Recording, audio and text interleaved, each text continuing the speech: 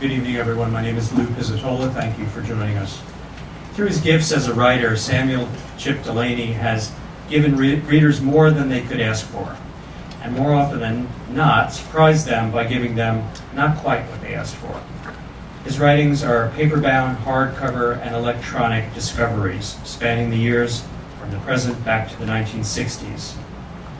First with works of science fiction, then literary criticism, graphic novels, and memoir, and always filled with his unique insights into writing, reading, sexuality, and society. He's won both Hugo and Nebula Awards and the Pilgrim Award for Science Fiction Scholarship, and the William Whitehead Memorial Award for his lifetime contribution to lesbian and gay literature. His latest book is a work of fiction entitled Through the Valley of the Nest of Spiders. And we're pleased that after Chip's reading, he'll be joined in conversation by Kenneth James, who knows our guest's work about as well as anyone. Kenneth first interviewed our special guest as an undergraduate at Cornell in 1987, and he's written introductions to Chip's works. In 1997, he wrote an introduction to a book of essays called Longer View, and later to a book of his selected letters titled 1984.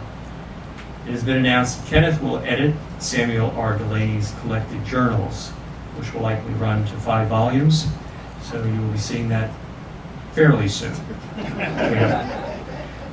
It's my pleasure to introduce to you Samuel "Chip" Delany and Kenneth James.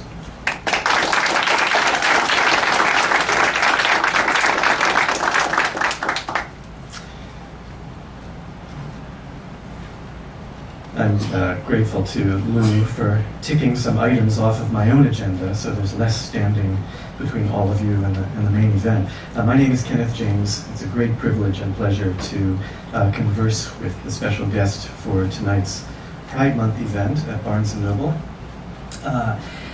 Chip Delany has a career that I liken to the trajectory of a bright celestial object, perhaps a comet, complete with this long, impressive, fuzzy white tail, passing various planets and moons, genres and readerships, and leaving them forever changed by its transit. We're here tonight to celebrate the 50th year of this career, but we're also here specifically to celebrate, on that 50th anniversary, the publication of Chip's latest novel, Through the Valley of the Nest of Spiders. Now, I've studied Chip's work and written about it, and for me, reading this new novel has felt like watching the comet return on its great elliptical trajectory, swooping back through the genres, creating an interplay between the sorts of sexual explorations on which Delany has focused in recent years, recent decades, really, and the speculative work with which he first made his name. The result is a novel that gathers over its 800-plus pages astonishing emotional power. Having read the initial reviews of this book, I now know that I'm not alone in my experience that upon finishing this book, I wept. And I'm no sentimental reader.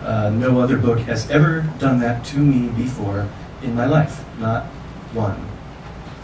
And the initial reviews of the book seem to suggest that this is a common response to this new novel.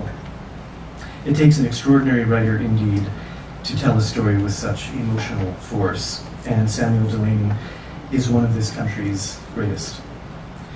Chip will now read us a passage from this novel. Afterwards, I will ask him some questions about the book and his other work, and then we'll open up discussion to everyone here who might have a question. So without further ado, please join me in welcoming Samuel R. Delany.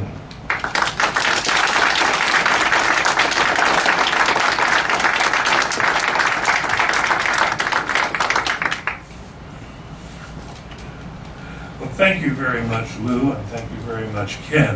Those were quite extraordinary introductions. I hope I can live up to him.